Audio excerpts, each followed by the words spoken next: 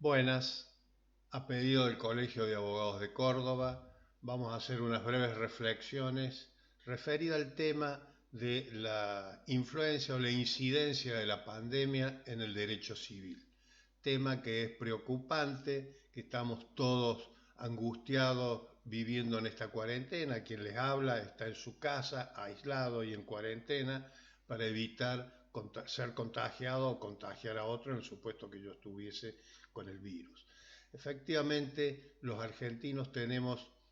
por desgracia, una cultura de la emergencia y de las cuestiones de zozobra muy larga. Hemos padecido la guerra de las Malvinas, la dictadura, la hiperinflación, la década del 90 con las sucesivas hiperinflaciones. Es decir, la Argentina ha vivido en emergencia hace aproximadamente 70 años, pero que yo recuerde una como esta pandemia de coronavirus es novedosa, nos ha sorprendido a todos y vaya a saber las consecuencias que va a traer aparejado en las relaciones jurídicas, en los contratos, en la responsabilidad civil. Y vamos a hacer unas breves consideraciones como para iniciar el tema y para tratar de colaborar con los abogados a quienes les requerirán los clientes asesoramiento, consulta, y también habrá algunos que se aventurarán en demandas apresuradas con el fin de tratar de alguna ganancia para sus clientes y para ellos mismos. En primer lugar, tenemos que decir que esta pandemia va a incidir en las relaciones jurídicas decisivamente y el sistema jurídico, el derecho, no sé si estaba preparado. Indudablemente que no, estamos sorprendidos, pero no estamos con las manos vacías.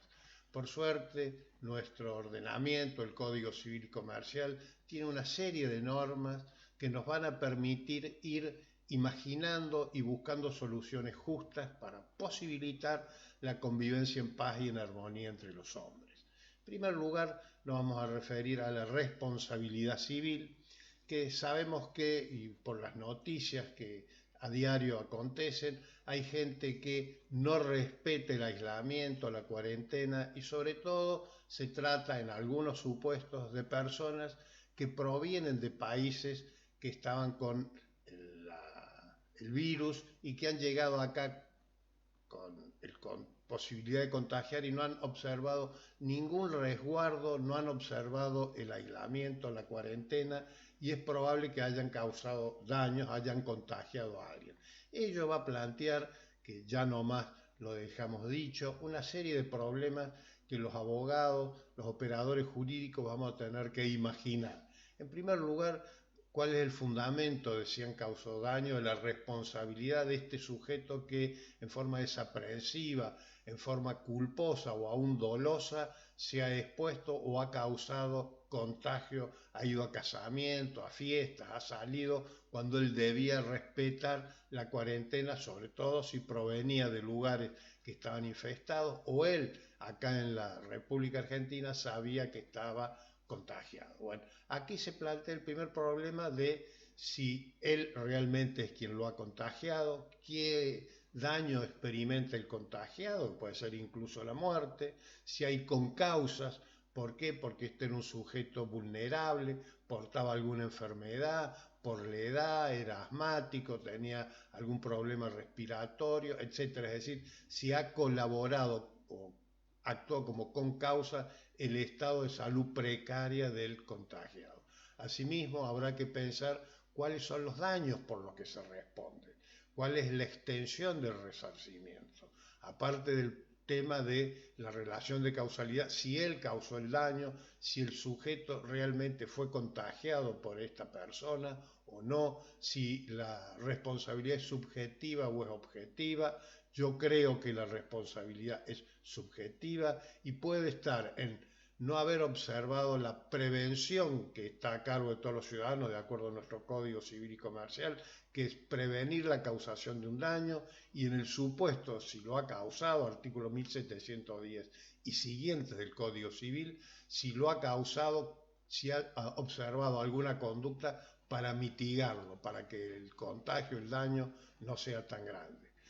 ni qué hablar del tema de la extensión del resarcimiento, si ha contagiado a varios, si ha contagiado a alguno y a su vez si alguno ha contagiado a otro, dónde se detiene la responsabilidad. Todo ello es algo novedoso, es algo que va a haber que imaginar, es algo que además va a tener que ser probado, cómo estaban los sujetos que presuntamente han sido contagiados, si ellos la única salida que habían hecho en esta, que tuvieron en contacto con el hombre enfermo o no, o era alguien que cometía imprudencia, concurría a fiestas, lugares, no respetaba el aislamiento y la cuarentena. Es decir, puede haber culpas recíprocas. Punto. Es todo un tema a pensar e imaginar qué se puede hacer. Y después tenemos el gran tema que son los contratos, las relaciones jurídicas que se van a ver sumamente afectadas por el aislamiento, la cuarentena, el no poder salir de la casa, el no poder trabajar, el no poder generar ingresos, el no poder hacer las transferencias bancarias, salvo que uno pueda actuar online, pero en fin, presenta una serie de dificultades los comerciantes que tienen el comercio cerrado, los centros comerciales cerrados, los cuentapropistas, los inquilinos, los adquirentes de planes de ahorro, planes de vivienda. Y acá tenemos una serie de figuras jurídicas que nos van a ayudar. Yo creo que en primer lugar no cabe hablar en términos genéricos de imposibilidad por caso fortuito, porque se trata de obligaciones dinerarias en su gran mayoría, y el dinero es algo fungible, consumible, que no podemos alegar que se extinguió. No sé si en la gran mayoría de los casos vamos a poder invocar la teoría de la imprevisión, porque si bien estamos frente a un acontecimiento extraordinario e inevitable, no torna excesivamente onerosa la prestación a cargo de una de las partes, sino que lo que ocurre es que se va a tornar dificultoso cumplir en los plazos acordados. Sí hay figuras que yo creo que vamos a tener que tener muy en cuenta, que es el principio general de la buena fe, el abuso del derecho, que ello va a permitir al abogado, al juez, resolver los conflictos con un criterio de, en cada caso concreto, ver qué es lo que ocurre, por qué es que no se puede cumplir, por qué es que no se puede pagar, cuál es la situación del deudor, cuál es la situación del acreedor. Yo creo y traigo a mi memoria figuras como el esfuerzo compartido, el buscar soluciones que contemplen la situación de ambas partes, porque puede ser que el locador sea una persona anciana que con eso vive porque tiene una magra jubilación, a su vez el deudor es un empleado, un mozo, un cuentapropista, el locatario que no tiene recursos. Entonces, en esos casos yo creo que la labor del abogado está en la negociación, en base a lo que impone la buena fe, una conducta leal entre las partes,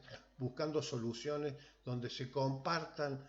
el tiempo, se comparta la situación. De esta pandemia no vamos a salir sin ningún efecto jurídico. Todos salimos perdiendo porque a todos nos va a afectar. Entonces yo creo que la figura de la buena fe es un gran paraguas dentro de la cual vamos a poder buscar soluciones caso por caso, porque en principio la imprevisión, la imposibilidad de cumplir, el caso fortuito, podrá ocurrir, podrá ser invocado en algunos casos puntuales donde no se puede cumplir porque se prohibió la actividad, se le impide producir, se le impide el transporte, está imposibilitado de realizar la conducta debida. Pero en la gran mayoría de los contratos, como el caso de la locación, la compraventa en general, lo que va a haber es una gran dificultad de poder cumplir en términos. Es decir, que va a haber retrasos y demoras. Y esto es lo que habrá que buscar, la renegociación, pero no del objeto, sino de la forma de cumplir, de la exigibilidad. Lo mismo con las tarjetas de crédito, etcétera. Todos pagos que se deben hacer en ciertos plazos que no se va a poder cumplir en el plazo previsto. Yo creo que no se va a poder aplicar cláusulas penales, intereses punitorios o moratorios, o a lo sumo intereses, pero en función de intereses compensatorios, que compensen la demora en el pago, pero insisto, no podemos hablar de mora, sino la demora en cumplir por causas ajenas en virtud del aislamiento y la pandemia, cuarentena que nos impide generar recursos, hacer la actividad, hacer las transferencias. Todo ello va a tener que ser atentamente observado. El juez no puede ser, como ya se ha dicho desde hace décadas, un fugitivo de la realidad. Va a tener que imaginar soluciones buscando la justicia, que es la justicia de la que nos habla el preámbulo de la Constitución Nacional. La justicia que nos habla la Constitución es la justicia conmutativa, de la equivalencia de las prestaciones y además la posibilidad de que se cumpla. Y ello implica que el plazo que las partes pactaron en forma razonable tendrá que renegociarse y al acreedor en última instancia lo que le interesa es que le cumplan. Todos sabemos que un juicio es un recorrido muy largo, que se puede ganar pero que se puede perder, y en una Argentina tan inestable, y pensemos la situación económica en que vamos a estar todos después cuando salgamos de la cuarentena y del aislamiento, que uno desea que sea pronto, vamos a estar en una situación de pobreza, de escasez de recursos, sin trabajo. Todo ello lo vamos a tener, por eso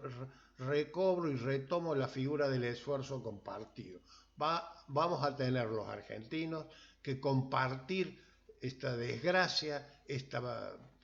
pandemia que no le hemos causado nosotros, que la padecemos, pero a los fines de obtener soluciones justas, yo creo que dos principios que son clave, insisto y enfatizo. El principio de la buena fe, que me dice que yo no puedo pretender que me cumplan como si acá nada ocurriera, como si estuviéramos en una situación de normalidad. Y el abuso del derecho, que es la contracara, que yo no puedo pretender que se cumpla rajatabla, como si las cosas estuviesen bien, como si las cosas estuviésemos en un estado de normalidad. Por eso, en cada situación, frente a cada caso, cuál es la situación del deudor, del acreedor, qué es lo debido, cuándo y cómo se debía cumplir, habrá que imaginar soluciones justas. Por eso yo creo, y el consejo que le doy a mis colegas y los abogados, es no apresurarse, no patear el tablero, buscar la negociación, la conciliación,